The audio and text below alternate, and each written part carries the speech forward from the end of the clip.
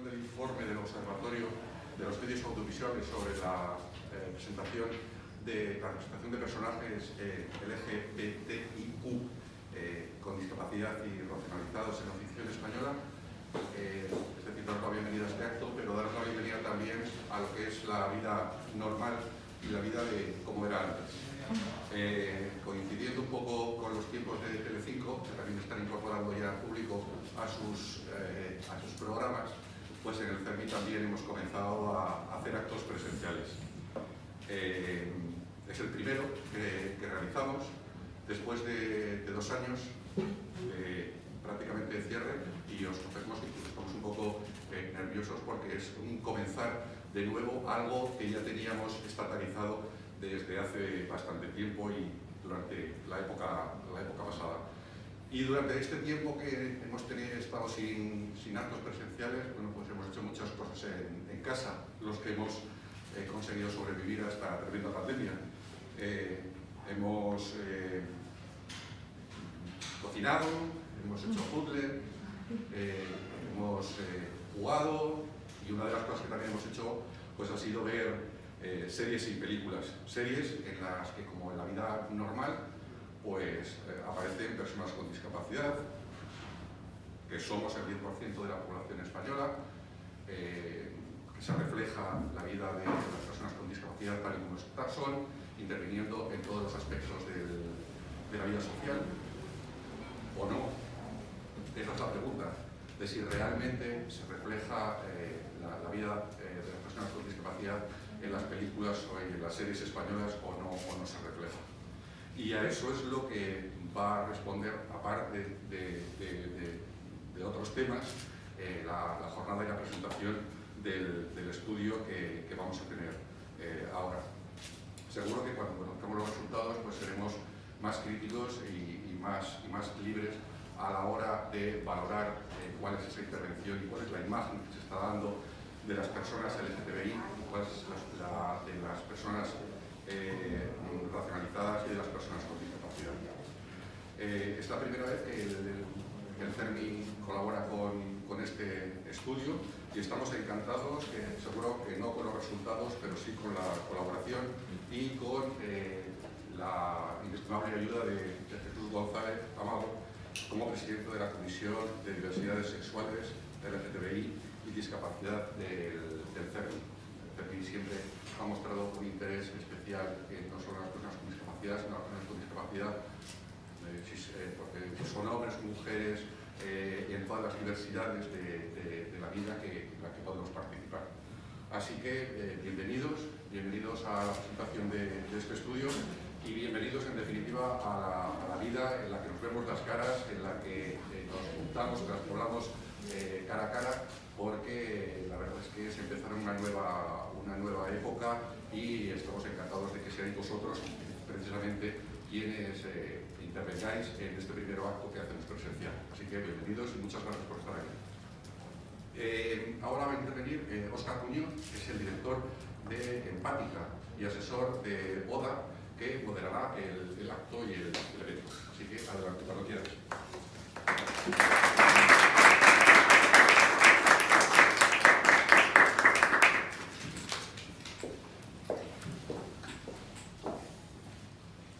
Bueno, pues buenos días, gracias a todos por venir. Muchas gracias, Luis Alonso y al CERMI por acogernos tan estupendamente hoy. Qué responsabilidad ser los primeros en esta reinauguración de actos públicos. Bueno, gracias también porque con vuestro apoyo, el del CERMI, se ha podido reflejar en este informe la imagen de la ficción audiovisual, la de las personas con discapacidad. Tengo el placer de daros la bienvenida y acompañaros durante este evento donde se van a presentar los datos de este informe ODA, el Observatorio de la Diversidad en los Medios Audiovisuales, informe 2020 sobre la representación de las personas diversas, es decir, personas LGBTIQ+, personas racializadas, personas con discapacidad en los medios, en la ficción audiovisual española. Enseguida vamos a debatir sobre los principales hallazgos de este estudio y los vamos a ir desgranando poco a poco para que saquéis vuestras propias conclusiones con las 3 personas expertas que nos acompañan. Pero antes tenemos un mensaje muy especial de Mónica Trasandes, que es la directora en medios de la organización estadounidense GLAAD, que es la alianza de gays y lesbianas y otras personas del colectivo LGBTIQ+, contra la difamación y que lleva desde 1985 trabajando para promover imágenes veraces y objetivas en los medios audiovisuales de la comunidad LGBTIQ+. Es un placer contar con Mónica, que no ha podido unirse porque obviamente hay una diferencia horaria importante, pero Clara ha servido de apoyo e inspiración a la metodología de este informe. Así que yo creo que vamos a ver el vídeo de Mónica ahora. Hola, soy Mónica Trazández, directora de medios en español para GLAAD. Me da mucho gusto saludarles hoy. Les quiero decir que nosotros en GLAAD sabemos que las historias que todos vemos en el cine, en la televisión y en otros medios no son solamente entretenimiento. Son una de las maneras claves para aprender sobre el mundo a nuestro alrededor. Esas historias cuentan la historia de nuestras culturas. Pero por mucho tiempo las personas lesbianas, como yo, o gays, bisexuales, transgénero o no binarias, casi nunca estábamos presentes en esas historias. Si nos encontrábamos en ellas, demasiado seguido era en personajes estereotipados, estábamos para la risa, básicamente. O nunca éramos los personajes centrales. Siempre el mejor amigo que te escuchaba, nunca un personaje con su propia historia. Sabíamos el problema y lo entendíamos, pero necesitamos mejor saber la profundidad de ese problema. Para luchar contra la injusticia hay que entender muy bien esa injusticia. Es importante saber el tamaño del problema. El estudio que lanza ODA esta semana hace mucho más claro cuál es el problema. Nos explica con claridad cuál es el problema que todavía enfrentamos. Nuestra esperanza en GLAAD es que los estudios de ODA y los estudios de GLAAD y de otras organizaciones alrededor del mundo se lean y que ayuden a muchas personas que son creativas, maravillosas y que están trabajando en el cine y la televisión. La producción cinemática en español está creciendo rápidamente. España es un centro de creatividad y millones de personas alrededor del mundo se enamorarán, reirán, van a llorar y van a aprender a través de las historias que ven en las producciones españolas. Por eso digo felicitaciones a ODA y vamos a seguir luchando y ayudando a las personas que trabajan en los medios para que las historias que creen reflejen este mundo en su actual y su bellísima diversidad. Muchísimas gracias.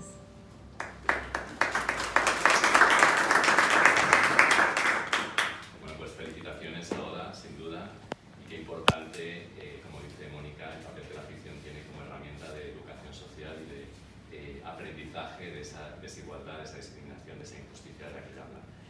Voy a pasar ahora a presentaros a las tres personas expertas que nos acompañan y que nos van a ayudar a desgranar estos aprendizajes del informe ODA 2020, que ha sido amadrinado por Netflix. Y en primer lugar os quiero presentar al director de investigación del estudio, Emilio Papamija. ¿Cómo estás, Emilio? Bien, muchas gracias.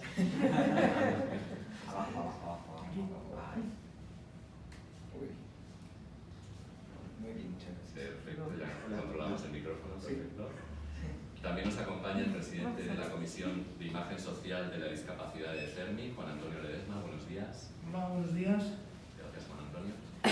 Y por último, contamos con la presencia de la directora creativa de programas de televisión y documentales, Isabel Durán. Isabel, un gusto tenerte aquí. Pues un gusto igualmente en este momento tan importante para los medios de comunicación.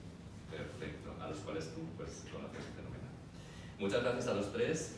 Vamos ya a comentar, si queréis, esos resultados del informe y vamos a sacar esas ideas relevantes que de alguna forma puedan servir de inspiración a la industria audiovisual para ser más inclusiva, ¿no?, por la diversidad. Yo creo que para empezar, Emilio, deberíamos hacer un pequeño esbozo de qué es el informe ODA, de cómo nace y cuál es la metodología que habéis seguido. Me disculpo que me voy a quitar la máscara, con su permiso. Yo creo que, bueno, primero que todo quiero agradecer a Netflix por amadrinar este proyecto este año. Realmente yo creo que el verdadero cambio se hace apostándole a proyectos como este. Yo, como director del informe, creo fielmente que este es uno de los motores que puede llegar a cambiar la cultura en general, porque realmente lo que pasa en la ficción se traduce de una u otra forma. La ficción tenemos que entender que no interpreta la realidad, pero sí puede guiar un poco a la sociedad para hacer estos cambios. Entonces, muchísimas gracias a nuestras madrinas. Hay una cifra que a mí me parece que ilustra perfecto el nacimiento de Oda. Es un estudio que hacen en Estados Unidos donde se habla que 1/5 de la población, tan solo 1/5 de la población, conoce personalmente a una persona trans. El 80% restante se hace una idea de lo que es una persona trans con las series y las películas que ven. ¿Qué pasa? Por años, si producimos pocos o casi nada de personajes trans, y esos personajes trans caen en muchos estereotipos, dejamos toda la responsabilidad en esos personajes, y toda la responsabilidad de representar a una identidad recae en personajes que están, por lo general, muy estereotipados, muy mal hechos, ¿no? Entonces, de ahí viene nuestra metodología, ¿no? Nuestra metodología parte de dos núcleos, ¿no? Es la parte cuantitativa, en donde conocemos cuánta representación hay, y la parte cualitativa, donde intentamos entender cómo son retratados estos personajes. Para esto nos basamos en una metodología que lleva ya mucho tiempo existiendo, que se llama la metodología, el test de Vittor-Russo, en donde entendemos qué tanto un personaje puede ser un referente para la sociedad. Es decir, si tiene trama propia y si es conocido por algo más que su orientación sexual o su identidad de género. Aún si sabemos que es un referente, que puede ser un referente, no sabemos si es un referente bueno o malo, y es ahí donde viene nuestra parte de la metodología Oda, porque lo más importante para nosotros es entender qué mensaje está llegando con ese personaje, no solamente dentro de la comunidad, porque si seguimos autoalimentándonos, que somos muy inclusivos, que tenemos todo el mundo resuelto, no llegamos a un cambio verdadero, sino cómo lo está viendo las demás personas que están afuera de la comunidad.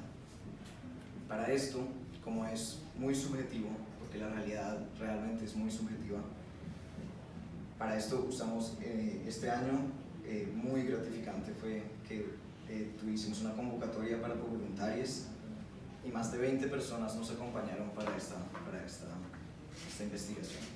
20 personas a las cuales capacitamos, les dimos un taller, les hicimos entender un poco cómo son los estereotipos, cuál ha sido la historia de la comunidad LGBTIQ+, en los medios audiovisuales, y después, lo más importante que a mí personalmente me parece es que hacemos mesas de discusión, ¿no? Porque para nosotros el conocimiento es colectivo, el conocimiento se hace de diferentes perspectivas, ¿no? Entonces, después de estas mesas, bueno, parece muy simple, ¿no? Pero sacamos conclusiones, escribimos el informe, y luego este informe pues, lo hacemos validar por personas de las asociaciones pertinentes, ¿no? Entonces lo hacemos leer por diferentes identidades, identidades racializadas, identidades lesbianas, identidades gay, identidades trans, identidades de personas con discapacidad, y hacemos que se valide nuestro informe.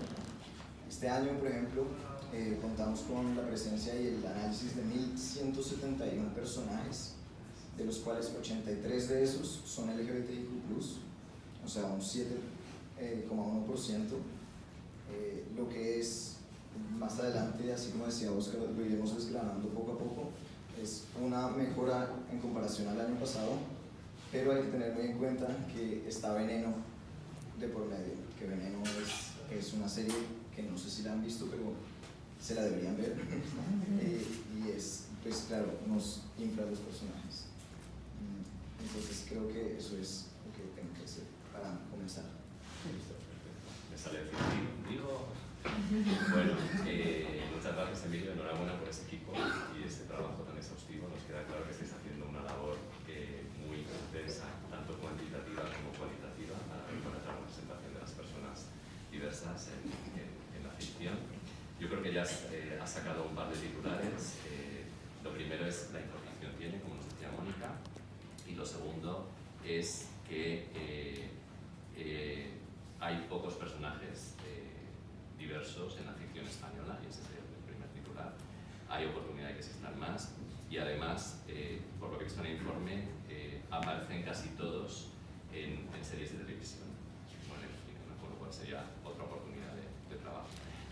partes, si queréis vamos viendo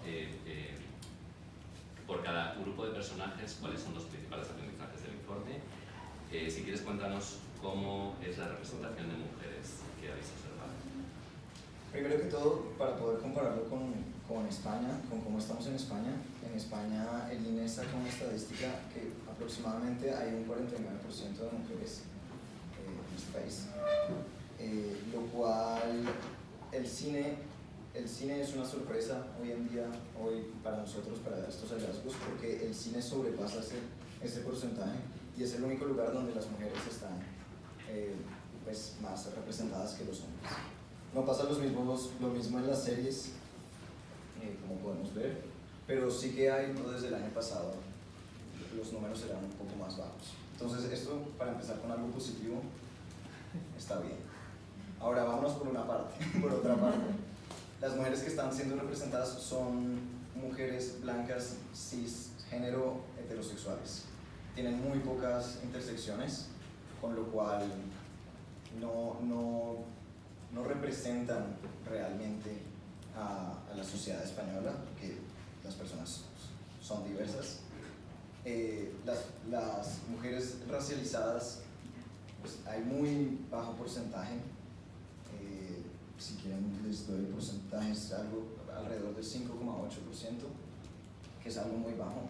Y el problema que tienen es que sí que caen en estos estereotipos que son retratadas como madres o como esposas, ¿no? Entonces son como personajes muy de apoyo a los personajes masculinos. No hay otras intersecciones muy profundas, ya les hablaré un poco más adelante de eso. Y algo que es muy positivo, que me parece muy importante remarcar, es que últimamente se ha visto un auge de directoras mujeres. Esto va directamente relacionado con que haya mucha más diversidad, porque por ejemplo, las dos únicas películas que tienen personajes lésbicos son películas dirigidas por mujeres, ¿cierto?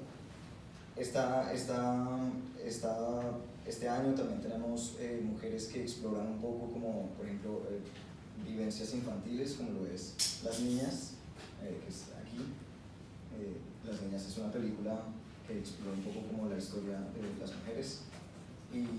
Y bueno, y creo que esto ha llevado una tendencia muy fuerte a explorar otros tipos de series que se pueden hacer centrados en temáticas de grupos de mujeres, ¿no? Como tenemos este año Valeria, es centrado en un grupo de mujeres, Veneno, centrado en un grupo de mujeres, Vis a Vis.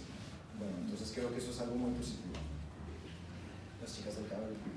Fenomenal. Bueno, pues nos quedamos con esta primera noticia o conclusión positiva con el cine, la representación de las mujeres, sobre todo en el cine. Parece que vamos por buen camino. Isabel, ¿tú qué opinas? ¿Crees que se están dando más oportunidades a mujeres porque hay cada vez más mujeres creadoras que cuentan sus historias? Bueno, yo quería empezar por el principio, que fueron mujeres y hombres, no. Quería por el principio de la importancia de este informe y la importancia que tenemos los medios de comunicación, muchos aquí representados, que en algún momento lo mencionáis, pero es por darle el valor que tiene, y es que en el caso de los personajes LGTB y Q, es importante la representación y las voces, porque también estamos en una sociedad cada vez más polarizada. También estamos viendo que el 35%, que lo decís en el informe y a mí me parece como la clave, el 35% de los delitos de odio son precisamente, que es un porcentaje muy alto, son precisamente contra la orientación y contra la identidad de género. Y entonces a partir de aquí yo creo que tenemos que ser muy serios, ¿no? Es decir, desde los medios de comunicación, cuando hay delitos de odio fuera en la sociedad, ¿qué podemos hacer desde los medios de comunicación? ¿Cómo podemos representar? Y desde ese sitio, ahora paso a las mujeres, ¿no? Porque realmente desde ese lugar es desde donde tenemos que hablar de la importancia, que realmente desde los medios de comunicación podemos salvar vidas. ¿Y cómo lo podemos hacer? En el caso, por ejemplo, de las mujeres, en el caso de Veneno, ¿no? Si hablamos ahora de de la gran diferencia que hay también este año es porque ha existido Veneno. La gran diferencia que hay es porque hay voces, en este caso, en el caso de Veneno, es la sensibilidad y la creatividad de dos hombres gays que tuvieron la sensibilidad de decidir que iban a contar la historia de Veneno y que iban a ser representadas precisamente por actrices, y esa es una decisión súper valiente, porque son voces auténticas por actrices, mujeres trans. Creo que eso es el cambio fundamental. Y en el caso de las mujeres, más o menos resumiendo, todo empieza en la voz, todo empieza en qué quiero contar y cómo lo quiero contar y desde qué diversidad la voy a contar. Y desde los medios, o sea, es decir, desde las voces de esas directoras que han tenido esas experiencias y que tienen esa sensibilidad, no puede ser random. O sea, está fenomenal que este año hayamos tenido la suerte de tener Veneno, la suerte de tener a una directora que habla de la infancia, la suerte de una escritora que escribe un libro, Valeria, y que luego Netflix lo convierte en una serie. ¡Qué suerte! Pues no debería ser una suerte, no debería, realmente. Entonces, para no enrollarme mucho, en nuestra experiencia personal, yo como directora y productora me dedico más a hacer documentales y programas de televisión, pero en la productora en la que estoy ahora trabajando, directamente lo que hacemos es de forma activa crear lo que llamamos slates o crear colecciones, ¿no? Para entenderlo en español. Y yo llegué a esta productora diciendo, yo quiero sí o sí abrir una colección de género, quiere decir que quiero sí o sí mujeres directoras de documentales y sus historias, quiero contar sus historias, con lo cual estoy siendo activa, quiero hacerlo. Quiero también sí o sí abrir un slate o colección de impacto social, es decir, sí o sí quiero hablar de diversidad, todo tipo de diversidades, pero es activo, voy a buscarlo, o sea, quiero encontrarlo. Igual que lo hago yo en no ficción, lo hacen mis compañeros de ficción. Hablo de estas dos, ¿no? Que es lo que estamos hablando aquí. Ahora me encantaría ir a los medios de comunicación, me encantaría ir a las cadenas, a los clientes y decirles, ¿qué tal tenéis vuestro slate de impacto social? ¿No lo tenéis lleno? Pues yo tengo ideas. O sea, es decir, abrir desde ahí. Porque las voces en el mercado están, la creatividad, la diversidad está, pero queremos como un funnel, ¿no? donde desde las productoras lo pidamos y desde los clientes también. Y así me quedo.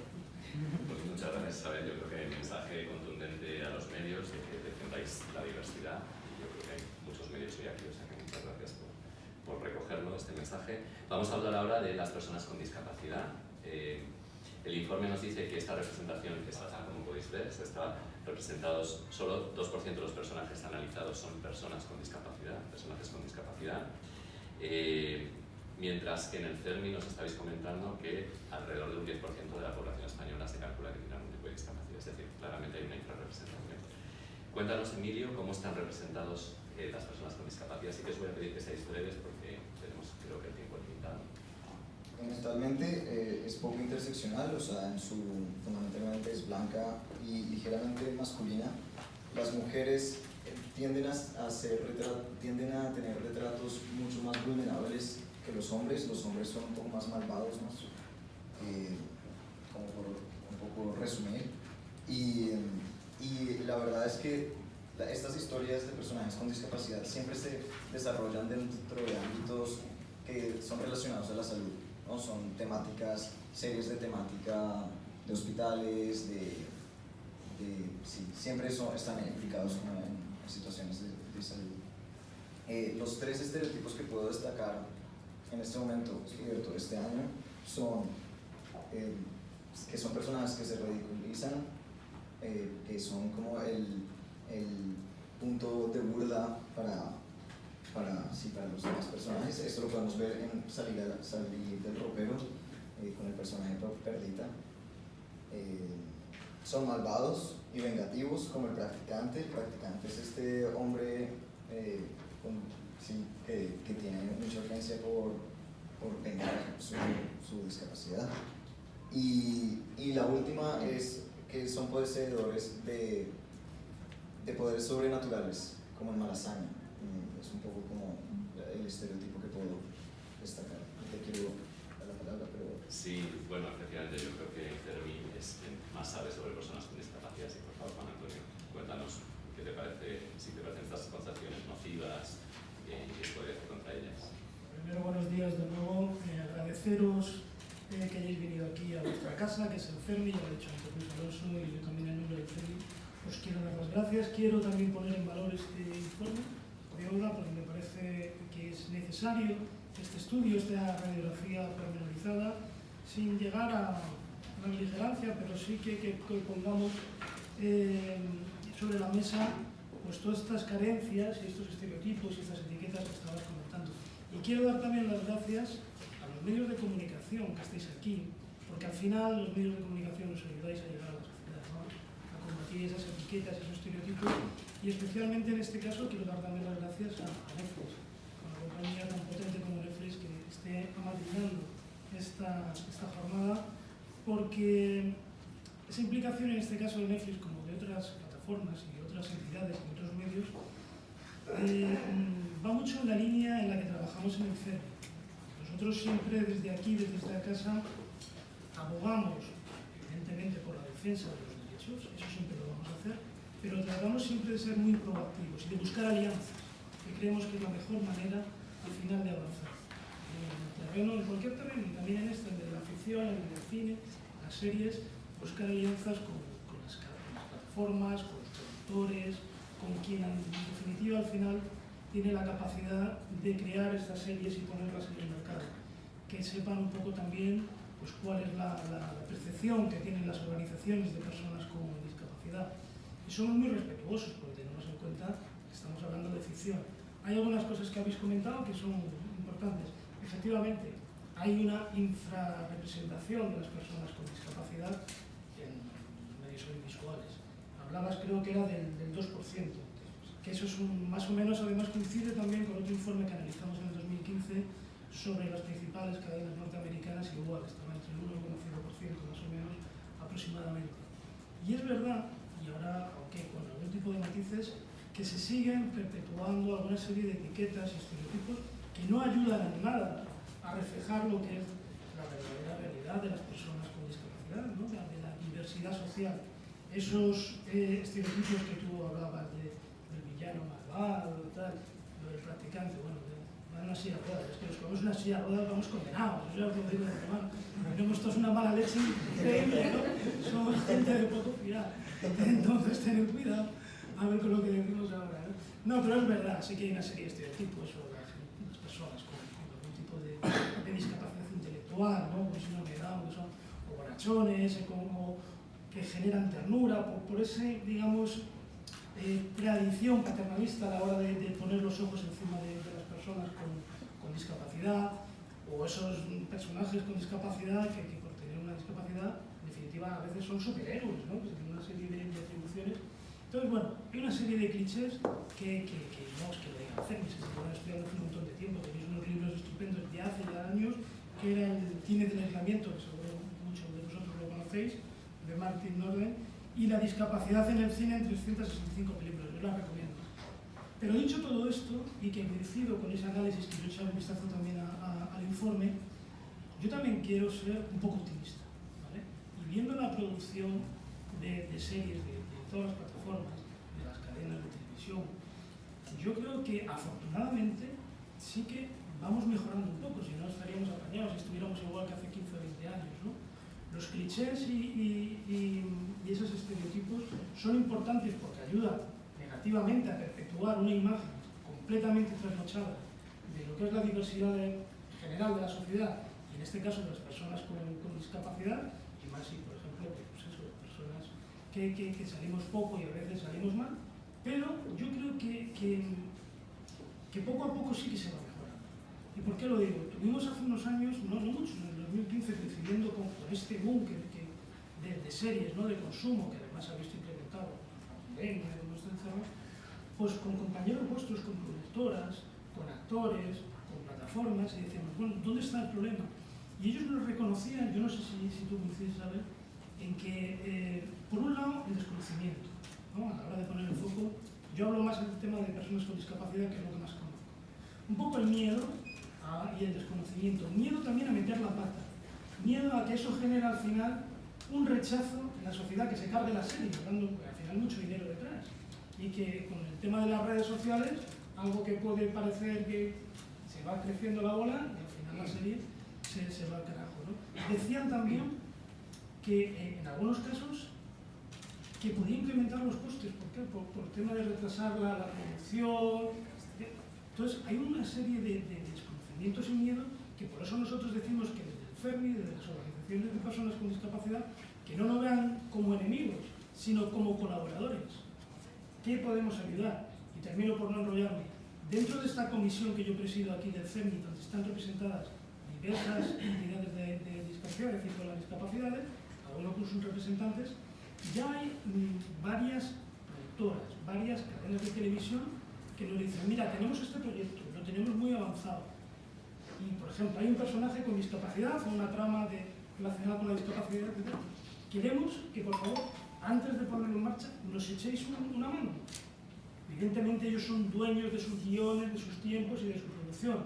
Pero lo que sí que hemos conseguido es que nos tengan como, no sé si como asesor, pero por lo menos que valoren nuestra opinión, que en definitiva es la opinión de las personas con discapacidad, de las asociaciones. Nosotros no queremos imponer nada, pero sí, en la medida que podamos, brindar el apoyo del CERMI, de todas esas entidades, de 4 millones de personas con discapacidad, ojo, 12 millones si contamos a las familias, que luego al final esto siempre, uno no ve las series solo normalmente, al final todo el mundo las comenta, las ve en familia, con amigos, con pareja, con quien le da la gana, ¿no? Entonces, yo creo que la gran aportación que puede hacer FERMI, que ya la está haciendo, es esa colaboración no impuesta, pero que sí que las entidades, o sea, que las operadoras, los productores, los responsables en definitiva, al final nos tengan en cuenta, nos valoren, sepan que existimos y de alguna manera acudan a nosotros cuando lo estimen. Nosotros lo vamos a hacer siempre con todo el agrado del mundo, y eso no quita que cuando encontremos un caso sangrante lo denunciemos, porque también es una labor del CERMI. Entonces, de acuerdo con eso, por resumir, pero con ese punto de optimismo que yo creo que sí que se está evolucionando a derribar ciertos clichés, y sobre todo que nosotros nos brindamos, como digo, a todas las entidades que estimen conveniente a ayudar en lo que podamos. Pues muchas gracias, Juan. Nos quedamos con ese optimismo y esa oportunidad de alianzas entre medios de comunicación, entre productoras, entre instituciones y organizaciones, para conseguir una diversidad más respetuosa y que se eliminen esos prejuicios un poco trasnochados de los que estabas hablando. Vamos a hablar de personajes racializados. Emilio, en el informe, solo un 7,3% de los personajes son racializados,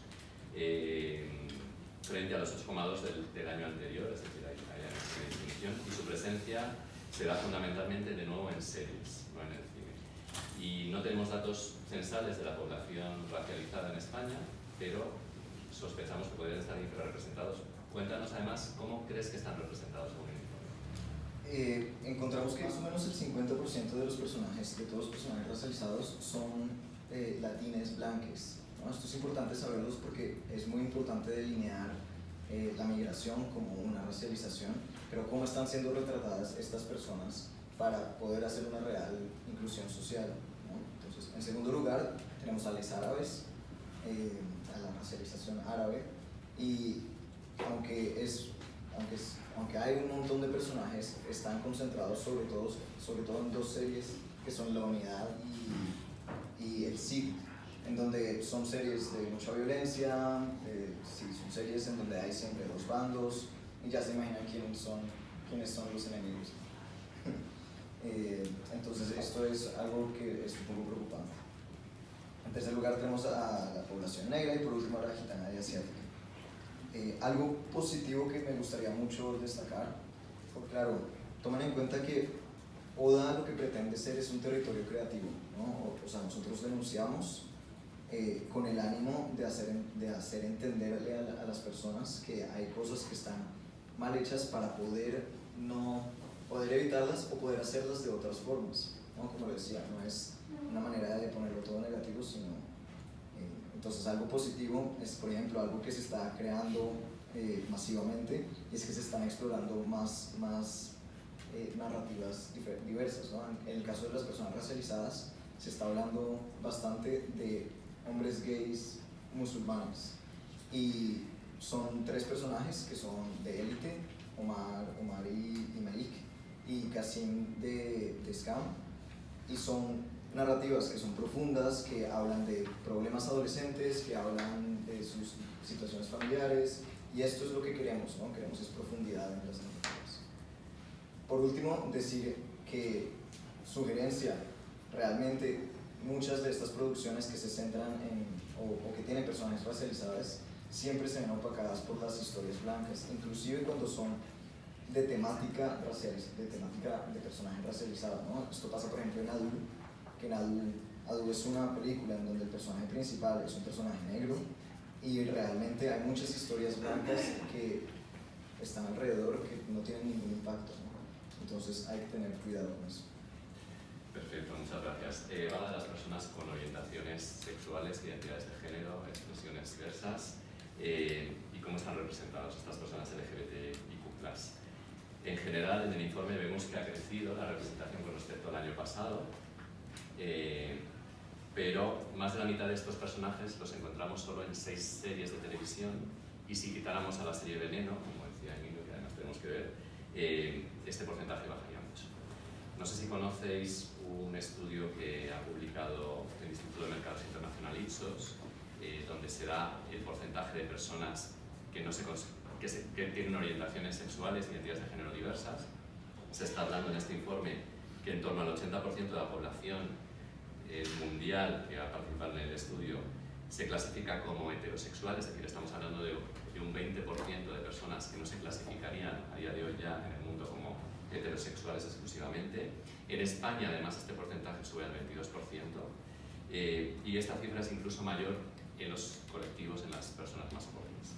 Estamos de nuevo, por tanto, si comparamos este porcentaje de personas LGBTIQ+, que nos da el informe ODA con la población, estamos hablando de una infrarrepresentación.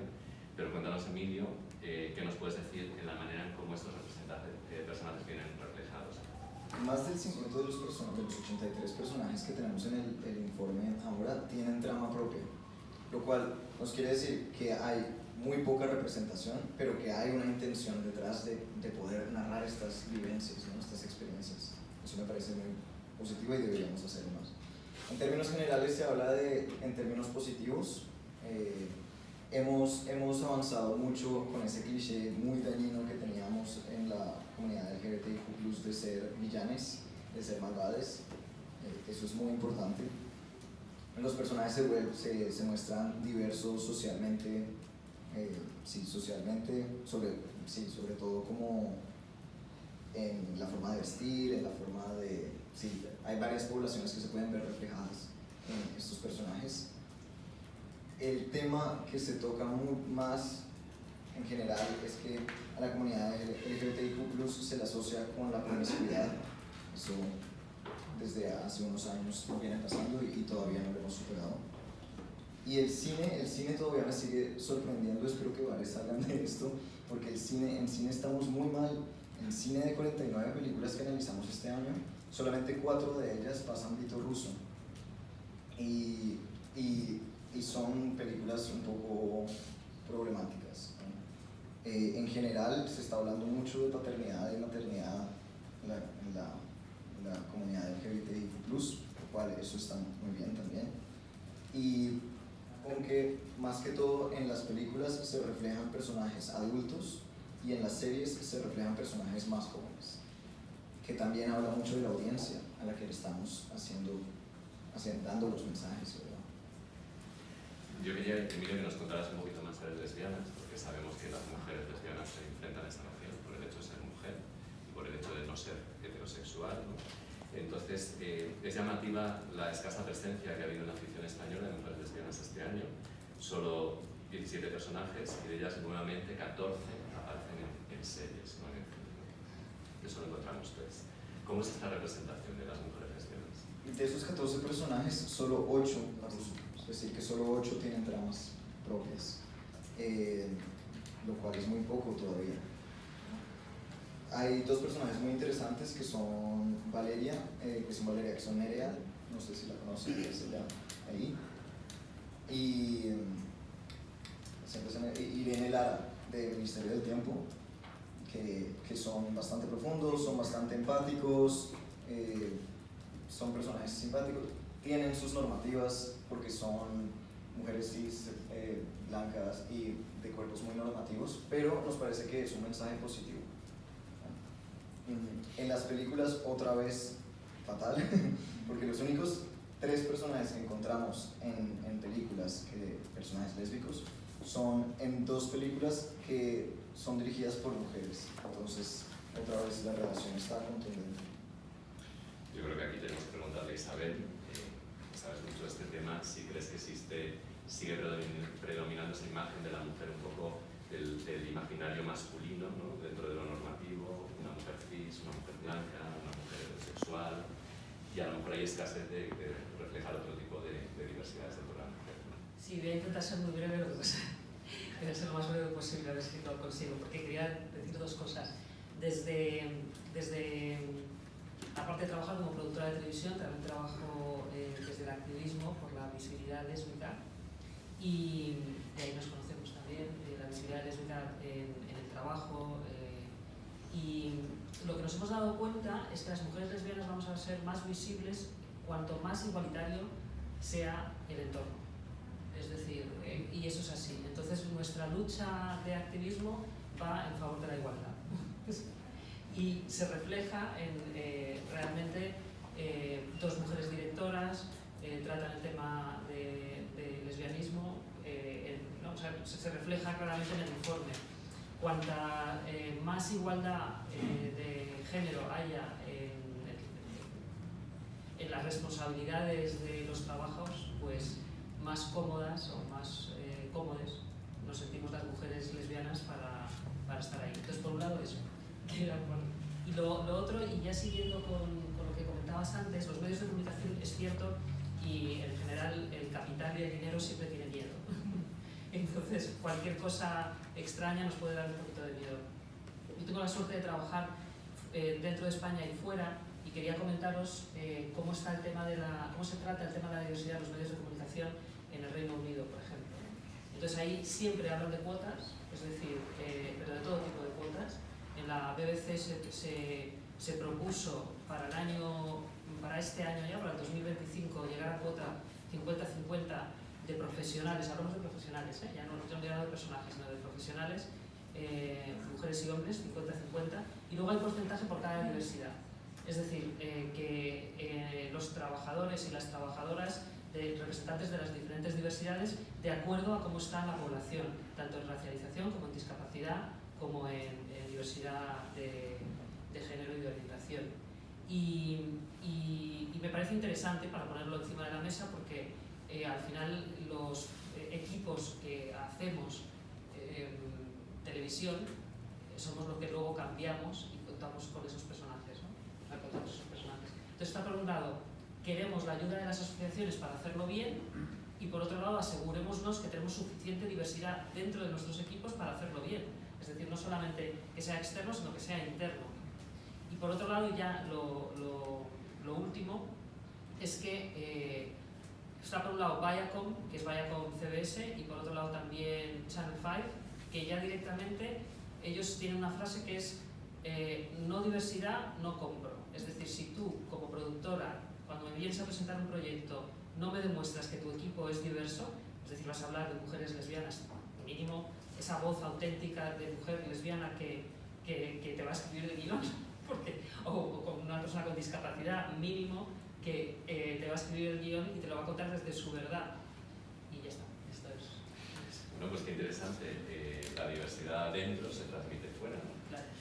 Vamos a hablar, si queréis, de personajes gays.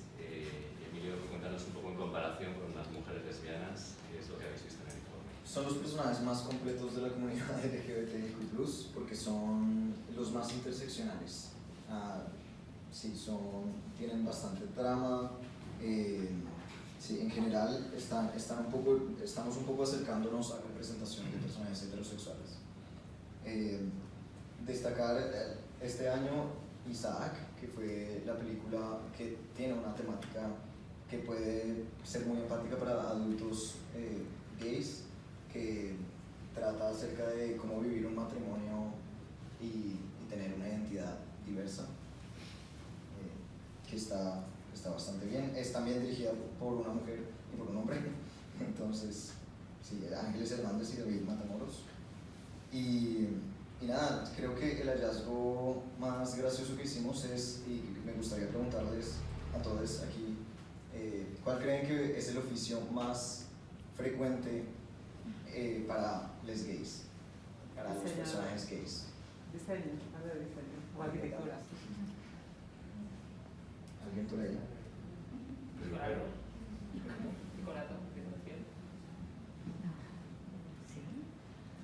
Decoración, moda, lo que sea, estas cosas. Camareros, bartenders y artistas. Entonces, sí que hay una relación bastante cercana con la vida nocturna y con el arte, ¿no? Entonces todavía estamos en eso. Nos han faltado los peluqueros que ha dicho Enrique, que también pueden ser artistas. Así que igual asociaron diseñadores y arquitectos que son artistas. Bueno, vamos a ver la representación de los personajes bisexuales, por favor. Sigue habiendo más mujeres que hombres, y el año pasado se dio lo mismo. Sin embargo, este año no encontramos a los personajes mujeres bisexuales tan hipersexualizadas como el año pasado. Este año tienen tramas que van un poquito más allá de la sexualización. Esto como norma general, ¿no? Porque hay unos personajes que son así. Entonces, de 17 personajes femeninos, hay 17 personajes femeninos y 7 personajes masculinos. Tenemos que resaltar que la bisexualidad es la mucho más difícil de poder medir de alguna forma. Hago medir porque ya saben que no medimos, sino que más o menos intentamos ser bastante objetivos con los números que damos. Y muchas veces los personajes bisexuales no dicen textualmente que son bisexuales, sino que ponen tramas. Y el problema de estas tramas es que el mensaje que le llega a mucha gente que no está en contacto con la comunidad LGBTIQ+, es que son personajes confundidos, como el típico estereotipo, ¿no? Perpetúa un poco estas creencias de que son personajes que están un poco caóticos en su vida, o que son promiscuos, o que son así. Entonces, eso también invisibiliza mucho a la población. Realmente la población bisexual es una población muy, muy invisibilizada, y más aún los hombres bisexuales.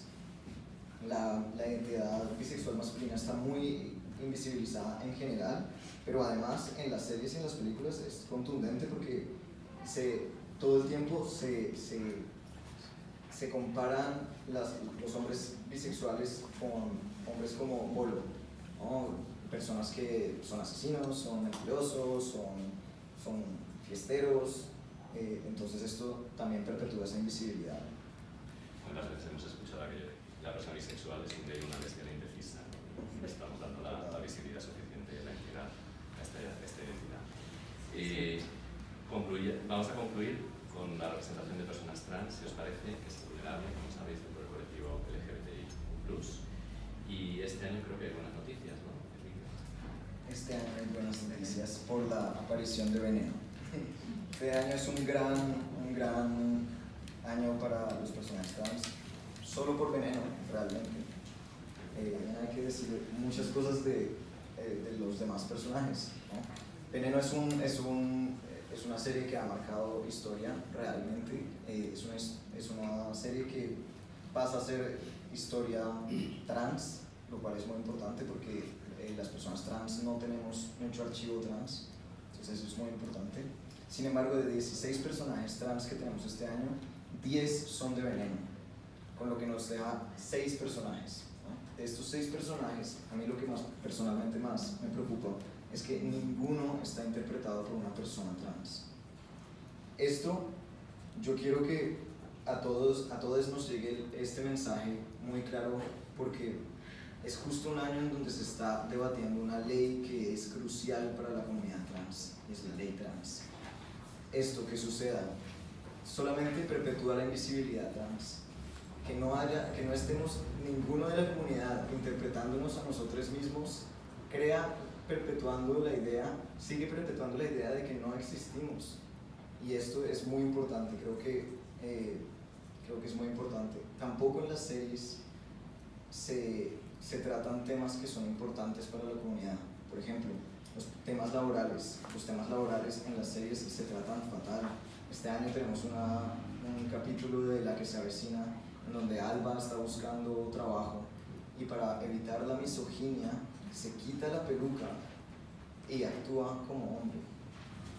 Esto a mí sinceramente me pone muy vulnerable porque es muy impactante como todavía las personas cisgénero y heterosexuales siguen pensando que las mujeres trans son hombres con peluca, y las producciones están ayudando a eso, porque es que es muy impresionante ver una escena en donde una persona se quita una peluca y empieza a ser otra, ¿no?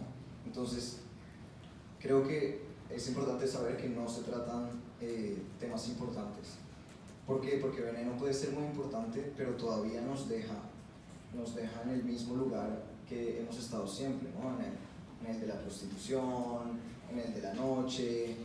Bueno, esto para las mujeres trans. Para los hombres trans ni les digo, porque tenemos dos personajes y la verdad no tienen ni trama. Bueno, Oscar, que es el personaje de las chicas del cable, sí se desarrolló, pero tampoco deja de salir de una narrativa muy cliché, que es que a las personas trans nos buscan solamente por nuestra narrativa de transición, y eso tenemos que empezar a superarlo, tenemos que empezar a ser personas ya, ¿no? No somos nuestras transiciones, somos mucho más que eso, estamos en todas partes, y creo que la peor representación que podemos tener se da en las películas. Otra vez, cine, ¿qué está pasando?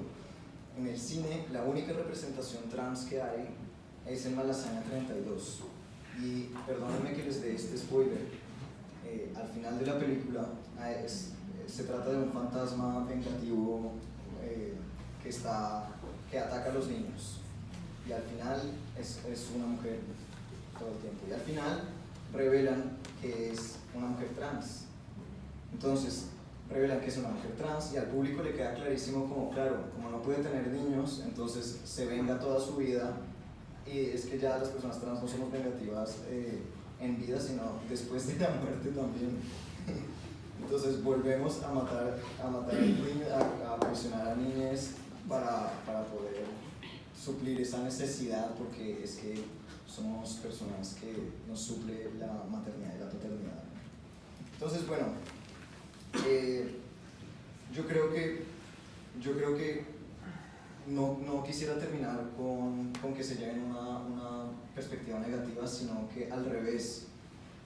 Creo que es la importancia de Oda en este momento. O sea, ver Malasaña 32 ya les hace entender como qué tan importante es este proyecto. Sí, es que perdónenme que me pongo emocionado, pero sí, este es un proyecto muy importante porque Malasaña 32 no tuvo ninguna controversia, pasó por debajo, y es de una productora enorme que es Warner Bros. O sea, tenía mucho dinero para poder hacer un buen casting, para poder consultar, y no lo hizo. Así que yo les agradezco a todos por haber venido y por estarnos apoyando otra vez, madrinas, gracias. Gracias al CERVI por habernos acogido hoy, y muchas gracias Oscar, muchas gracias Isabel, muchas gracias a todos por apoyar este proyecto.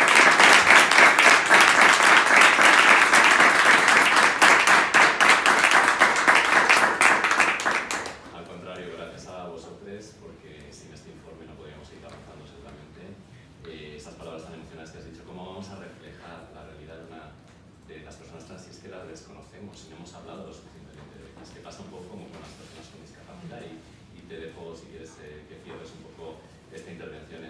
Juan, ¿crees que se podría dar más oportunidad también a las personas con discapacidad, como decías antes? Sí, hay un dato que me ha venido a la cabeza porque hice una información hace un par de días a raíz de tu primera intervención, cuando hablabas de la responsabilidad de los medios en general, en cuanto a los delitos de odio. Y los datos de 2020 del Ministerio del Interior hablan que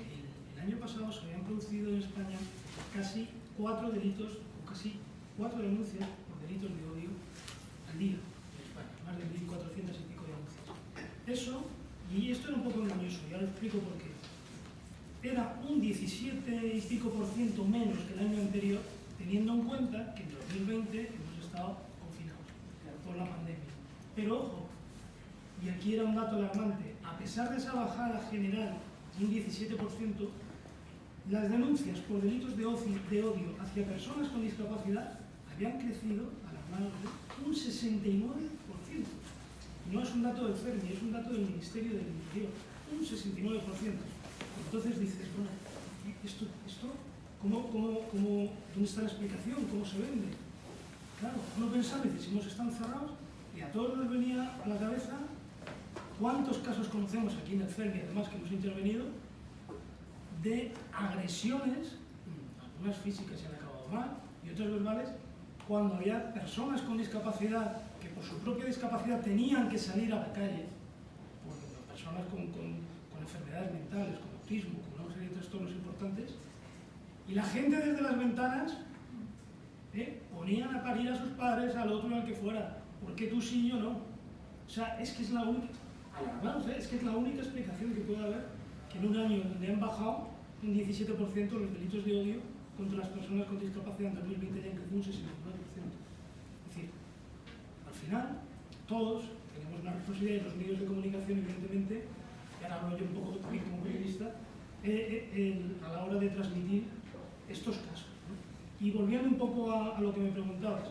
efectivamente, la oportunidad de que actores y actrices con discapacidad puedan participar en la ficción, ¿no?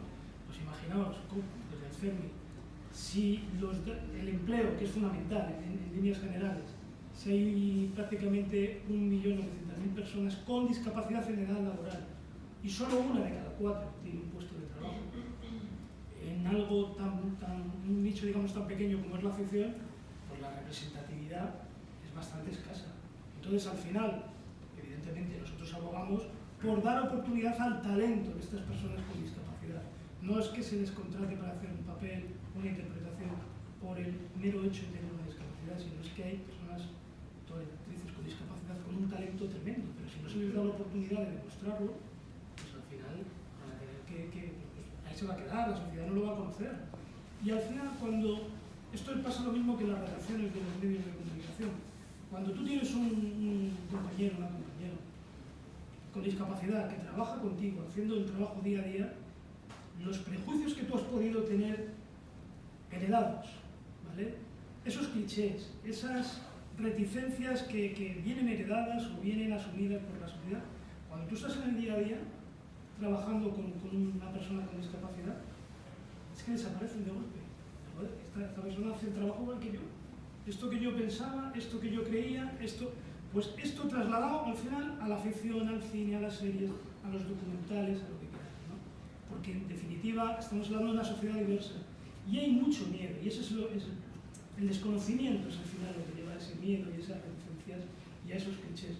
Entonces, por supuesto, desde CERMI, agradecer el trabajo que hacéis a profesionales como vosotros, a vuestro observatorio, porque nos ayuda mucho, y nosotros vamos a intentar siempre empujar para dar esa visibilidad. La mejor visibilidad, en este caso, es fomentar una imagen adecuada, no estereotipada, de los personajes con discapacidad, los que son caracterizados, los personajes LGTBI, trans, y sobre todo que se les dé también una oportunidad a este talento creativo que tienen los profesionales de este mundillo.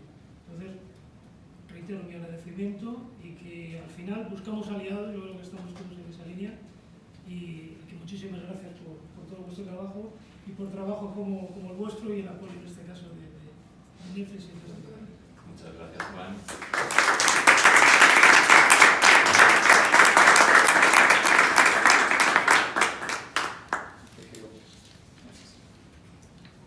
Hola, ¿sí?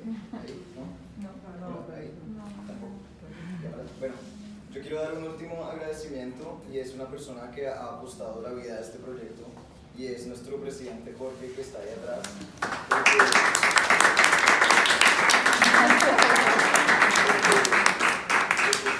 Nos hemos dejado ahí, y creo que solamente un presidente gente que tiene coherencia se sentaría ahí detrás a escucharnos y eso hay que valorar.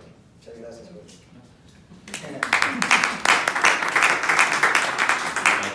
Qué importante con ese odio, esos prejuicios, los datos, la información y una representación fidedigna de la realidad y de la diversidad. Me han pedido que os haga unas conclusiones muy rápidas para que recapituléis un poco los titulares que puedan salir y ya si queréis empezamos con el turno de preguntas. De las notas y de lo que hemos hablado, la primera conclusión claramente es que necesitamos mejorar el nivel de diversidad de las producciones españolas, sobre todo en el cine. Esto significa aumentar el número de referentes, crear tramas más complejas, tanto de personas LGBTIQ+, como personas con discapacidad, como personas racializadas. Además, habría que crear personajes con el mismo peso que tienen los protagonistas cisgénero y heterosexuales y huir de esos estereotipos que ya son, como decías, trasnochados, ¿no? Anacrónicos. En el caso de la discapacidad, mostrarla con naturalidad y no solo asociarla a estereotipos, que hemos visto que es lo abundante. Es importante que demos más entidad a los personajes femeninos, en especial a las mujeres lesbianas y o racializadas que aparecen en roles, como nos decía Emilio, secundarios, ¿no? Roles típicos. Señores de las productoras, hay que contratar intérpretes de la comunidad LGBTIQ+, para reflejar esta realidad, para enriquecer las tramas, para conocer estas realidades, para evitar mandar mensajes nocivos y para perpetuar esos estereotipos. Y contar, nos ha gustado mucho lo que has dicho, Isabel, con ambientes más igualitarios, con equipos más diversos, crear ambientes laborales más inclusivos, tener la diversidad primero dentro, darle una voz dentro para que pueda expresarse fuera y buscar el asesoramiento de expertos y de personas diversas de primera mano que nos puedan acompañar en estas producciones que van a ser mucho más inclusivas y diversas a partir de ahora. Muchas gracias.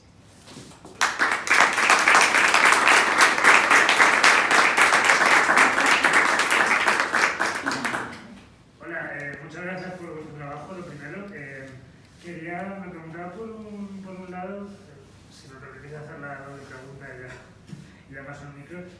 Por un lado, ¿qué expectativas tenéis de cara a 2021? Porque así algo de pronto se me ocurre que creo que es HBO, ha sacado una serie que vuelve a poner en primer plano la realidad trans, como es todo lo otro.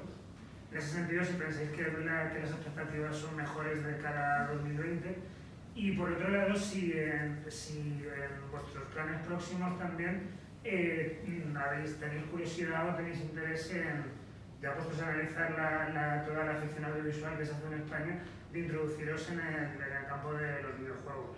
Porque también dentro de videojuegos sí que estoy pensando, por ejemplo, en un título como Red Streams Club, sí que la representación de estas identidades creo que también es algo que está creciendo poco a poco.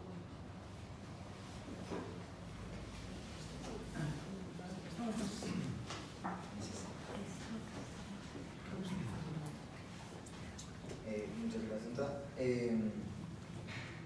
Para el próximo año, sí, la serie que hace Abril Zamora, nosotros nos emociona bastante porque es producida por ella, es dirigida por ella, hace ella el guión y ella tiene la vulnerabilidad de ponerse de protagonista. Entonces nos emociona. Quisiéramos que no fuera un caso aislado porque es solamente un personaje trans, ¿no? Entonces volvemos otra vez a lo que les decía inicialmente, que recae todo el peso sobre ella. De cara al futuro, nosotros como ODA siempre pensamos un poco en cómo crecer. Nos gustaría irnos a las partes de no ficción, a hacer de cortometrajes, a hacer de videojuegos, está todavía muy en nuestra lista. Lo que pasa es que, claro, estamos creciendo poco a poco y por eso es que necesitamos cada vez más su apoyo realmente, porque en este momento podemos sacar este informe adelante, porque tenemos un equipo maravilloso, pero somos muy pocos todavía, entonces conforme más apoyo tengamos, más semillas podemos plantar, pero claro, nos lo hemos planteado y muchas gracias por plantearlo otra vez en público.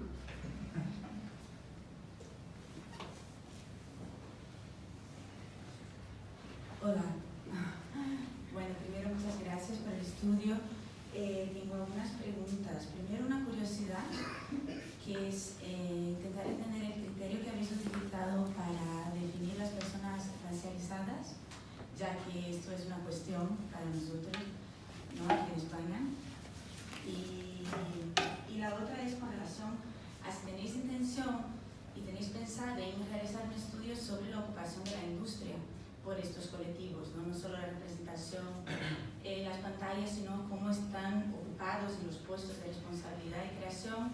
También para enlazar con lo que dijo Isabel, quería saber si lo que pasa en Reino Unido también de 50 a 50 y esta medida de cuotas también se refiere, supongo, a puestos de creación y responsabilidad y un poco saber un poco más de esto, y creo que ya está. Gracias. Muchas gracias por tus preguntas.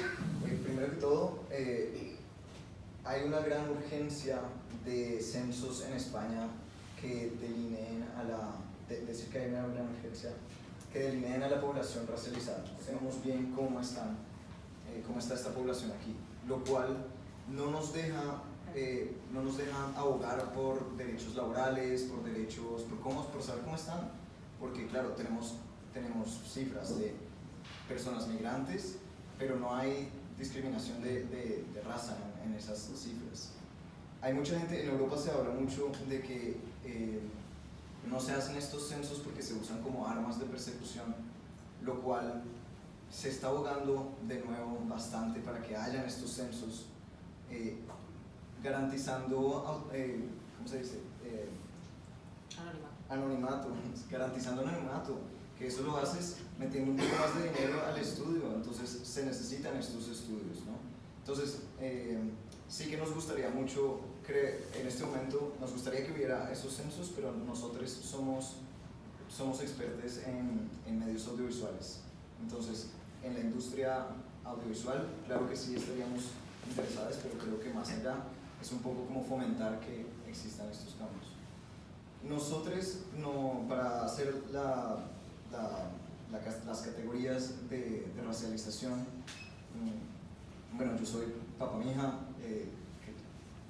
que es una tribu indígena Yanacona en el sur de Colombia, por lo que estoy muy activo en el movimiento antirracista. Entonces, al principio de toda la metodología nos asesoramos bien de personas alrededor de cómo podemos delinear un poco. Es muy importante y me encanta que hagas la pregunta porque sí nos gustaría hacer otra alianza. Habíamos hablado de hacer alianzas con Afroféminas, por ejemplo. Lucía Azurambomio, que iba a venir, no pudo venir, pero ella está en Afroconciencia y queremos hacer más alianzas para poder hacer un análisis más profundo. Por ahora, el análisis de este año está todavía un poco hecho con mucha modestia, con mucho resguardo, pero nos gustaría mucho seguir profundizándolo más y más. Gracias. En cuanto a lo de la BBC, en el mundo anglosajón se dieron cuenta que la televisión estaba hecha por hombre blanco, heterosexual y que no representaba a la sociedad, y mucho menos la sociedad inglesa en ese momento. Y también eran todos Oxbridge, ¿no?, de Oxford o de Cambridge. Y se dieron cuenta, claro, que esa no podía ser la representación. Y entonces sí que se empezó a hacer, hace años ya, estudios internos totalmente anónimos para ver esas cuotas, o sea, para ver cómo estaba representada todo tipo de diversidades. Descubrieron una cosa cuando hicieron uno de esos estudios anónimos, es la gran cantidad de personas trans que había en la BBC, que no lo sabían. Sí. Y bueno, una vez hecho este estudio, también son políticas internas de promoción y de llegar a esas cuotas, ¿no? O sea, no sé si esto te contesta. Pero todo es, o sea, lo que yo creo que nos falta en España es precisamente, en el caso de los equipos de los medios de comunicación, es precisamente ese análisis interno de cómo estamos, porque en cuanto a mujer, yo estuve investigando y tenemos el CIMA, o sea, y ahí ese estudio que se hace solamente en dirección de largometrajes, que las mujeres están en un 20%, ¿no?, que es un desastre, pero en televisión en general sí sabemos que hay, en el caso de mujeres, mucha mujer en puestos más bajos, pero o sea, más bajos, en dirección, en no ficción hay mucho, pero en medios de comunicación, no sé si podéis decirme el nombre de alguna mujer que dirija un medio de comunicación importante en este país, ¿no?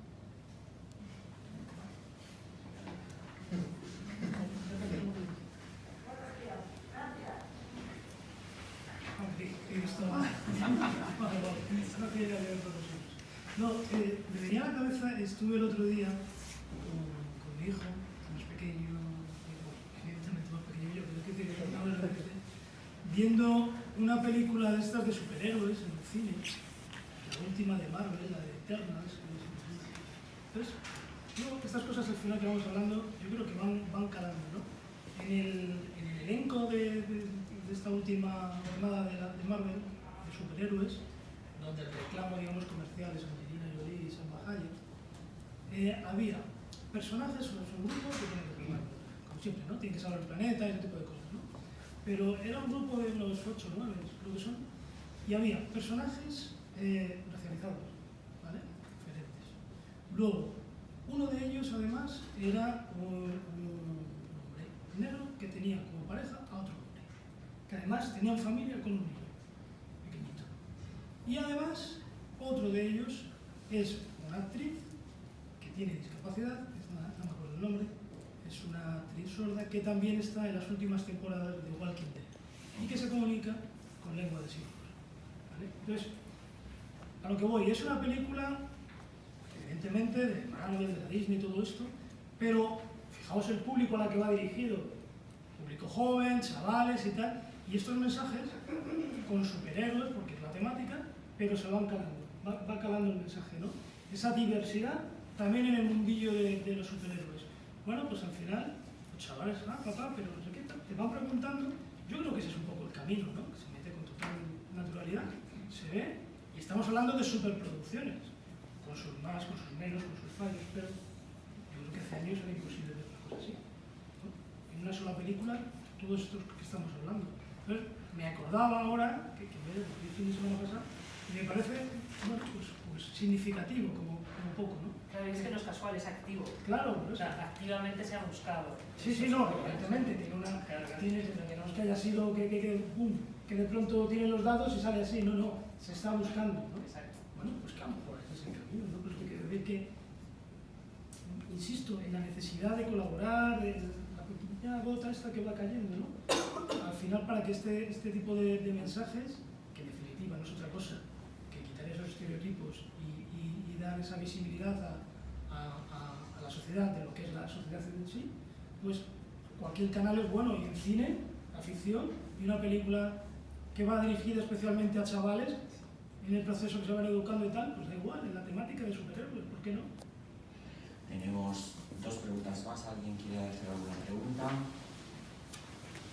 Por aquí. Hola, primero muchísimas gracias por el estudio, por abrirnos las mentes y sobre todo por seguir actualizándonos. Quería preguntar si también os habéis planteado, ¿no?, cómo al final todo lo que al menos en nuestro país está fomentando la diversidad son plataformas de pago, que al final las cadenas públicas o que se consideran como televisión accesible a todo el mundo tampoco apuestan por la visibilidad, por la diversidad. Es decir, creo que ahora mismo las plataformas que más están apostando son tanto Netflix en España como A3 Player, pero al final son plataformas a las que tienes que llegar pues con una suscripción.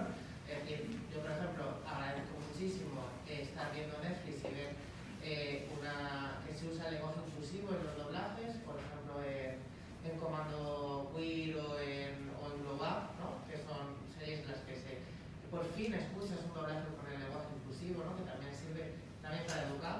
O por ejemplo, me da mucha pena que en Drag Race, por ejemplo, que me toca personalmente, se han dado tantos mensajes buenos para educar a la población y que solo se puedan ver a través de una cadena a través de un pago, es decir, que no pueda llegar a la población. Es decir, mucha gente, cuando ahora estamos con la gira del Hotel de la Reina, se hace que dice gracias porque mi hija me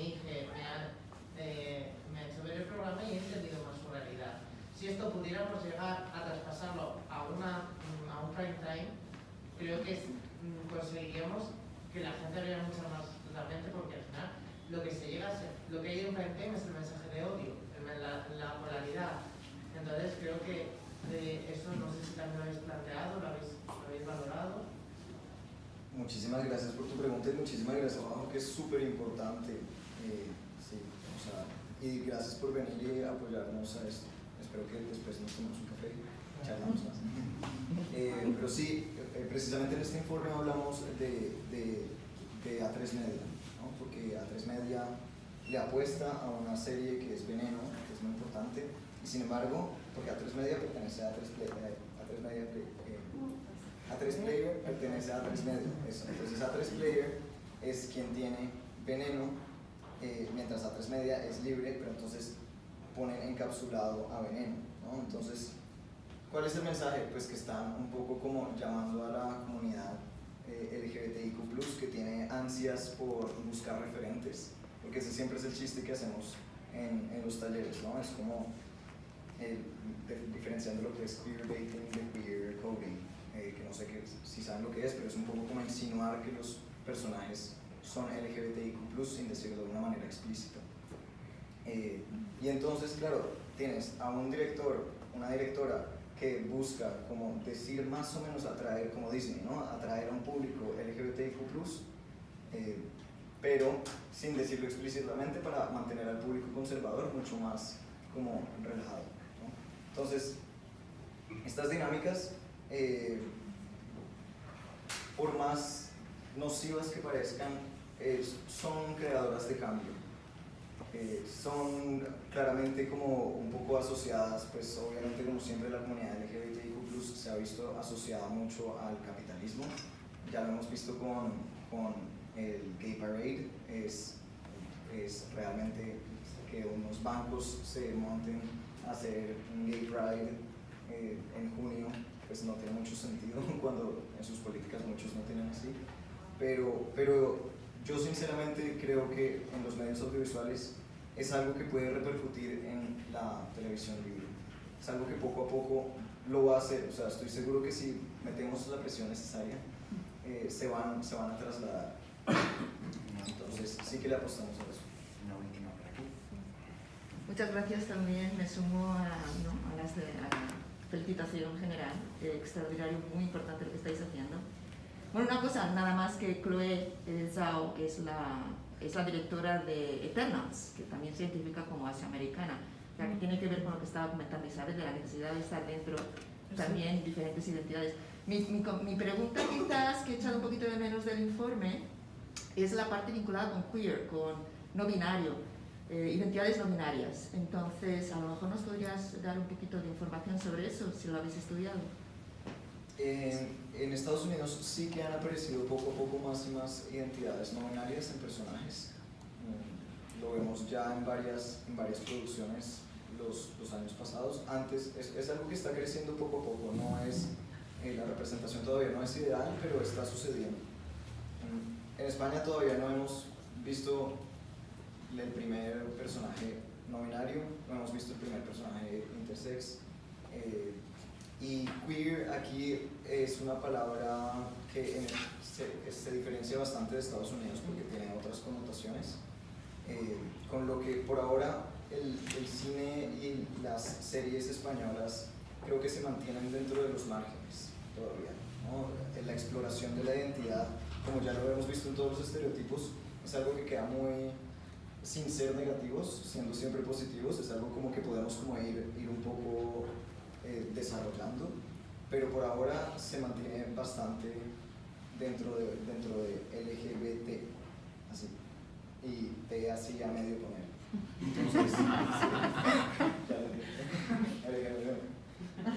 Entonces sí, es muy interesante que en el informe, obviamente a todos les invito a que se bajen el informe, les vamos a dejar un QR, esto parece súper propaganda, pero les vamos a dejar un QR